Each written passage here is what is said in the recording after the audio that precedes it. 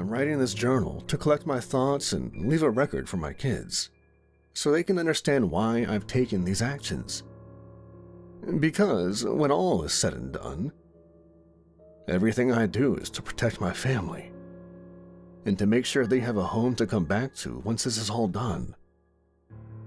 I don't know if I'll survive the battles ahead, but I know my legacy will live on. It all started a week ago, a mere 7 days for my whole life to fall apart. That's when he moved into the old Johnson place, less than 200 yards away from my home. I don't know what the entity is exactly. A demon, cryptid, or something else? Who can say? All I know is that it's a monster, a beast with malicious intent. His reign of terror began as little more than low-level intimidation, but soon escalated into something far more sinister and dangerous. I came home one night last week and spotted the dim light shining through the old farm's window. I thought this was unusual. Mr. Johnson had owned the farm for the best part of 30 years, but he died of a heart attack last winter. The old farmhouse has been vacant since his death, as his distant relatives continue to argue over the estate. The light I saw that night caused me some concern because I thought someone had broken in. A squatter or partying teenagers, perhaps. I vowed to check it out the next day, but I confess that it slipped my mind, and I was worried about mundane daily things such as work, my marriage, and looking after the kids. It might have ended there, but it didn't. The next night was when things started to take a sinister turn. The screams began around midnight, a high-pitched squealing coming from the old Johnson place. The din was horrifying, something akin to a banshee's wail. It went on for hours, the awful sound reverberating through my skull, nearly driving me insane. The strangest thing is that no one else could hear it. Not my wife, my son, or my daughter, not even the dog. I remember screaming at my wife to be heard over the god-awful din, and she just looked at me like I was crazy. I couldn't understand it at the time. Was the monster choosing to torment me, and only me? I couldn't believe this was the case. Perhaps I have a sixth sense, an instinct which alerts me when my family is in danger, even when the threat is supernatural in origin. On that first night, I armed myself with a baseball bat and headed out, meaning to confront whatever was creating this horrific noise. But I didn't make it. I got within 50 yards of the farmhouse before collapsing to my knees, feeling like my head was about to explode. Fighting through my pain, I looked up at the house, seeing a dark shadow standing at an upper window, glaring down at me with menacing intent. I couldn't make out any features, but I knew in my heart that the being watching me was pure evil. I swore I could hear the creature laughing cruelly as I crawled back to my home, the pain in my skull gradually subsiding. It played out the same over the next few nights. I didn't know how to stop the hideous sound, so I took to wearing noise-reducing headphones. I reckoned the monster wouldn't stay in Johnson's farmhouse forever. Surely he was only using the derelict building as a staging post, softening me up with psychological warfare before launching his attack upon my family. I spent the daylight hours preparing, barricading windows and doors, and constructing a collection of homemade weapons. When it comes to home defense, I believe in relying on my own mettle rather than calling the police. My wife wasn't happy, though. We had a blazing row on the third day, and she took the kids and the dog in her car, saying she was going to stay with her mother until I came back to my senses. I was angry with her, and couldn't understand why she didn't trust me. After all, I was doing all of this to protect her and the kids. But I rationalized that it was for the best, as it would be out of harm's way when the shit hit the fan. I had no intention of running away, however. Last night, the screaming stopped quite suddenly at about 3 a.m. I'd gotten so used to the terrible din ringing in my ears, and so should have felt relieved. But I knew this was likely the calm before the storm. a prelude to something far worse. I turned out all the lights in my house and took cover behind my barricaded front door, holding my loaded shotgun tightly as I peeked out through the letterbox. I felt a foreboding sense of dread as I observed the lonely country lane directly outside my home. A narrow road shrouded in darkness, with the only illumination coming from the stars above and the dim light emanating from Johnson's old farmhouse. I must have perched there for 3 or 4 hours, shivering from the cold and something far worse. A primal terror. I tried my best to stay alert, but I was exhausted, and so my eyes began to droop. But then I heard it. The sound of heavy footsteps, slowly but surely making their way down the lane. I was wide awake in an instant, jumping to attention as I grabbed hold of my gun, opening the door ever so slightly and poking the barrel out through the gap. The tension was unbearable, and the terror I felt was almost overwhelming as I waited for the monster to emerge. My finger was poised on the trigger.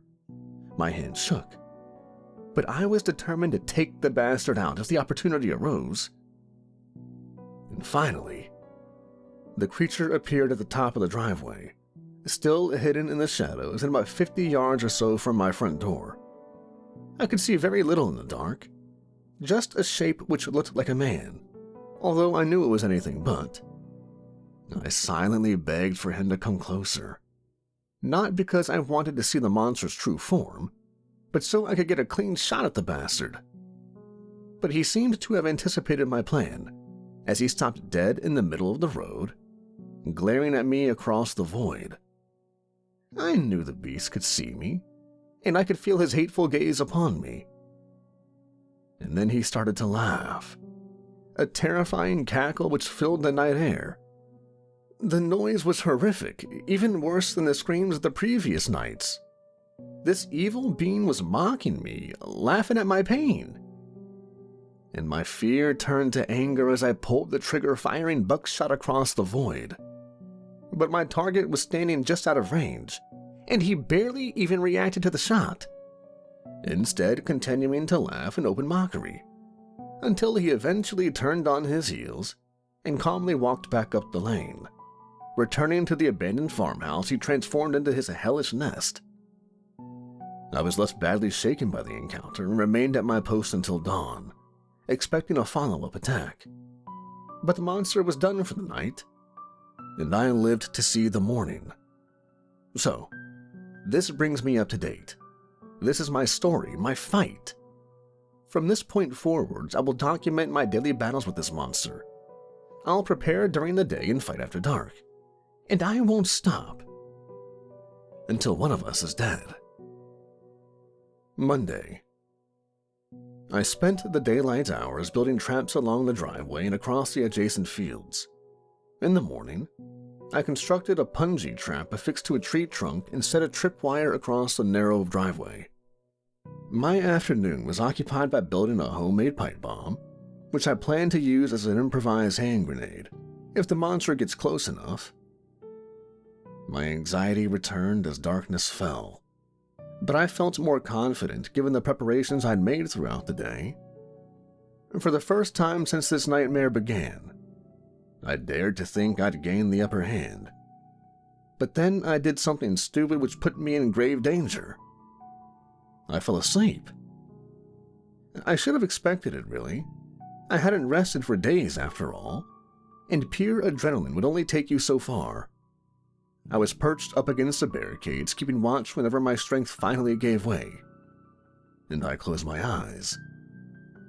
I don't know how long I was asleep, but the monster caught me off guard.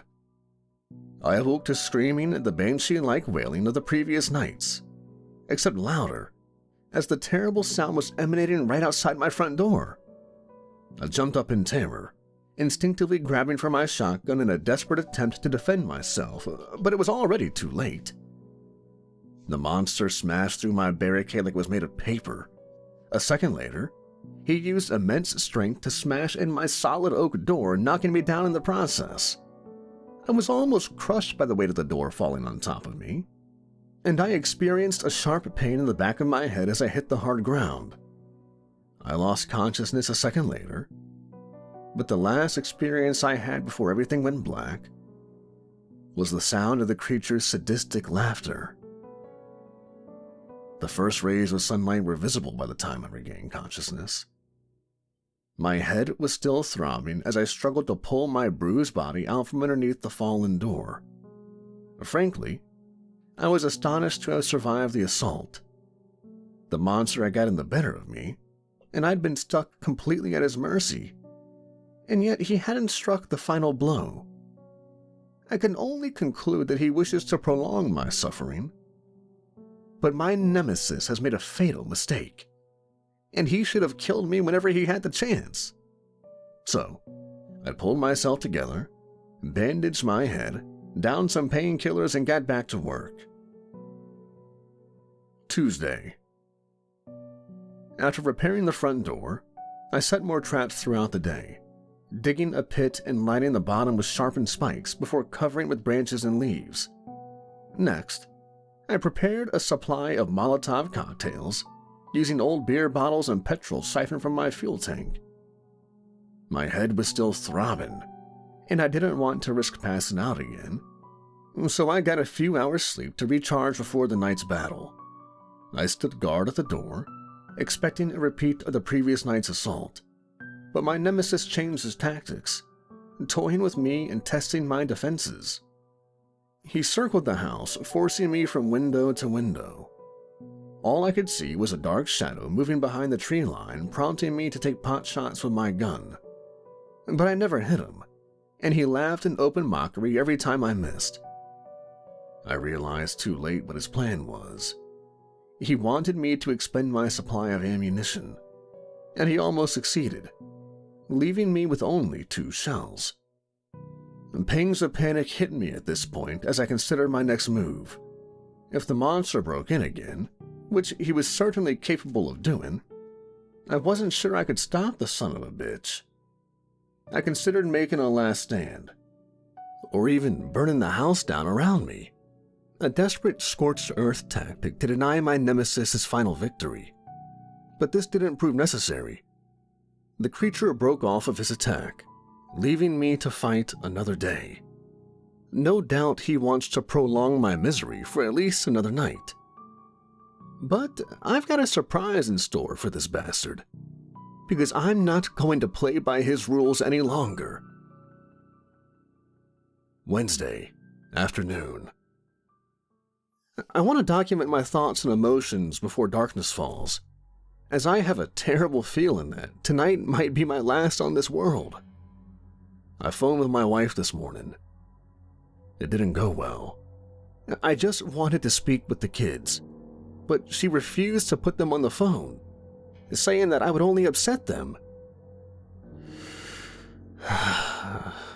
I lost my temper and shouted at her, and she hung up on me.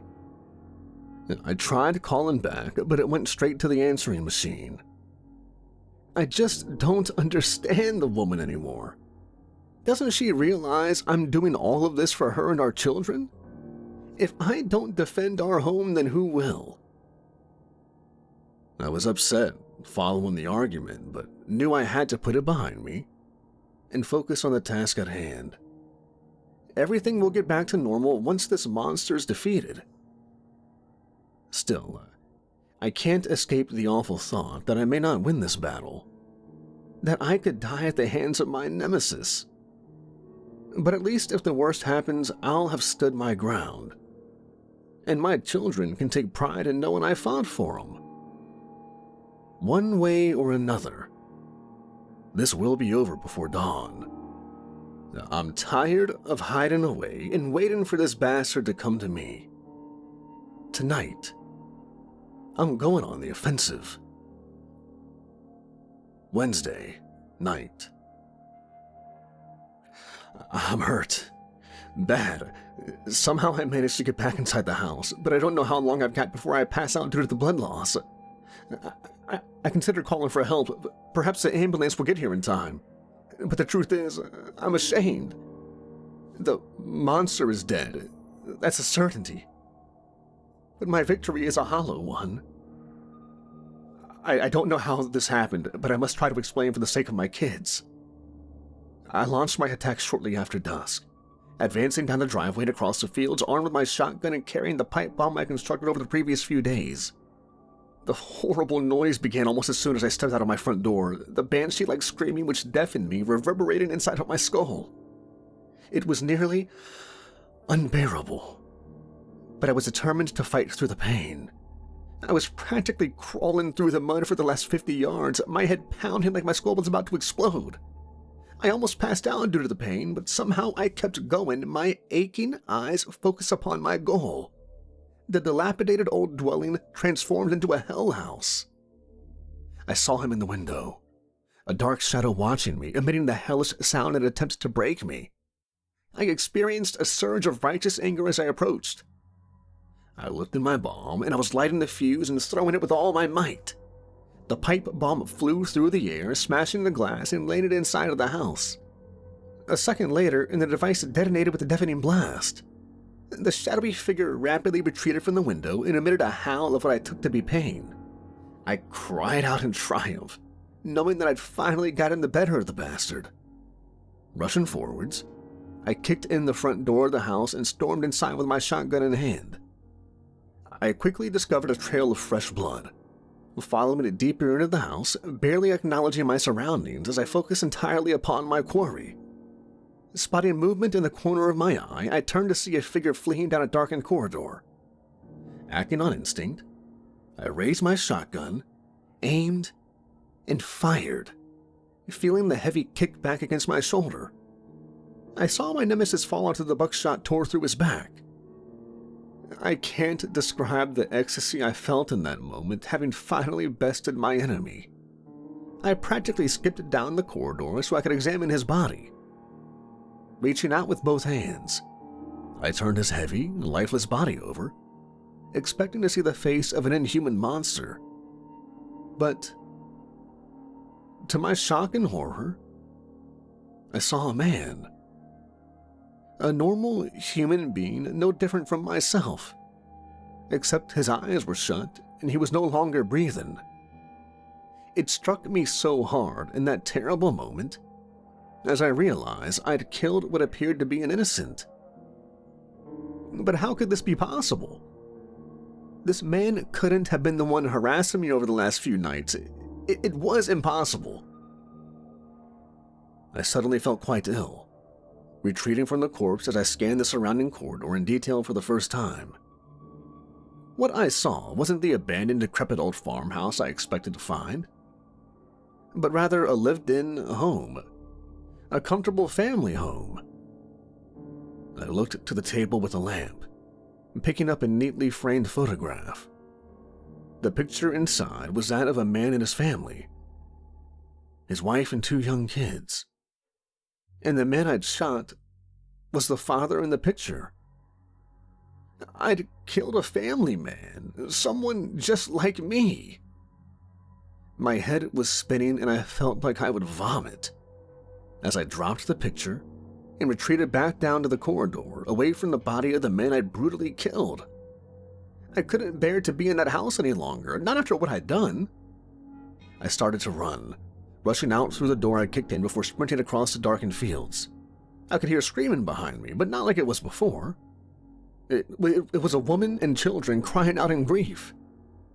They'd found his body. Tears were rolling down my cheeks as I fled from the scene like a coward. I guess I was still in a state of shock, because I forgot about the pit in front of my door and I unwittingly fell into my own trap, piercing my leg on a sharpened spike. Somehow I avoided impaling myself, but I sliced my thigh open and started bleeding like a pig. I've managed to pull myself out and apply a makeshift tourniquet, temporarily halting the flow of blood. I don't know if I'll lose consciousness or whether the wound will become infected. Or maybe I'll just end it all using my final shotgun shell to blow my head off. I don't think I can go on after this. Not after taking the life of an innocent man. I'm trying to understand how this happened. Was I fooled by some kind of black magic? Or was it all in my head? It hardly matters now, I suppose. I thought I was doing the right thing by fighting to protect my home and my family. But perhaps I was the monster all along. God forgive me, because I doubt anyone else will.